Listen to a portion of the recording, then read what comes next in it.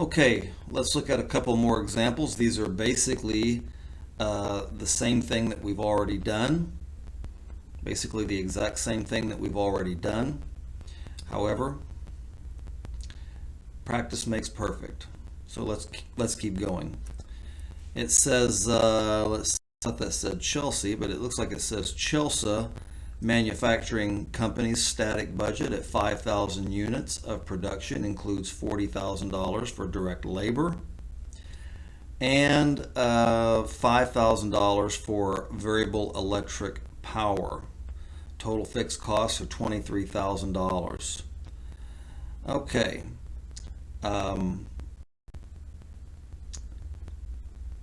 At 8,000 units of production, a flexible budget would show variable costs and fixed costs of. So really, the only thing that's a little bit different is we're just going to separate. We're going to have two answers instead of one, but we're going to get there essentially the exact same way we did before. So again, we're going to do the exact same thing. We're going to come up with our variable costs, and we're going to come up with our fixed costs. All right, fixed costs are provided for us as $23,000. Okay, and that's from the question. So that is our answer. It says show variable costs and fixed costs of. Well, we've got half of our answer right now. Bingo. Okay. So we also have $40,000 direct labor cost, and we have $5,000 for variable factory overhead. Okay, our electric power utilities as a component of factory overhead. All right, and if we add those two numbers together, we come up with $45,000. Okay, we're going to do the exact same thing. We're same situation. We're producing more than what we did. So we actually had planned to have production of 5,000 units, but that's not what ended up happening. We went way up. Okay? So if we do the math here, we can say that actual production, well, it's not actual production, but we're planning. So what we would say is if we produced 8,000 units instead of 5,000 units, our production would go up by 160%. Okay? 8,000 is 160% of 5,000. So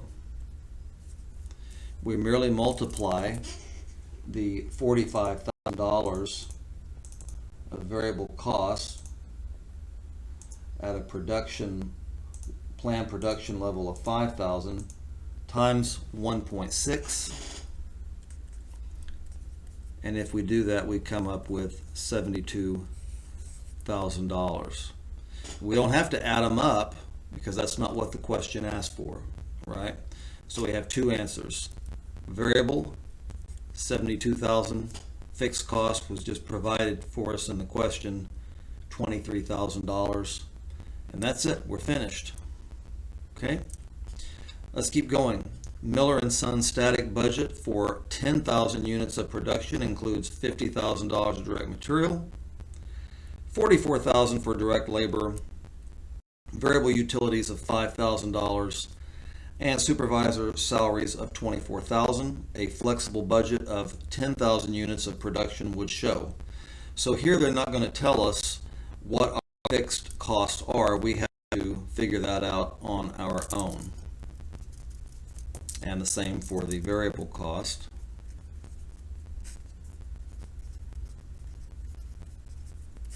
All right. So direct materials are most definitely a variable cost.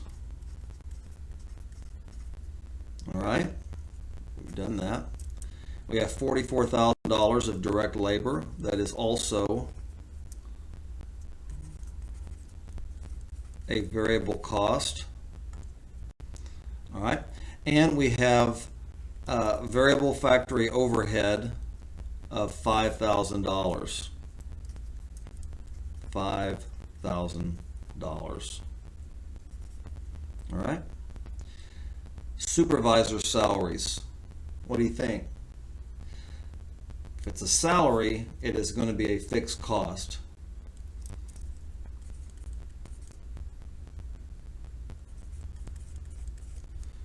Let's see, a flexible budget of 12,000 units would show, well, it would show fixed cost of $24,000.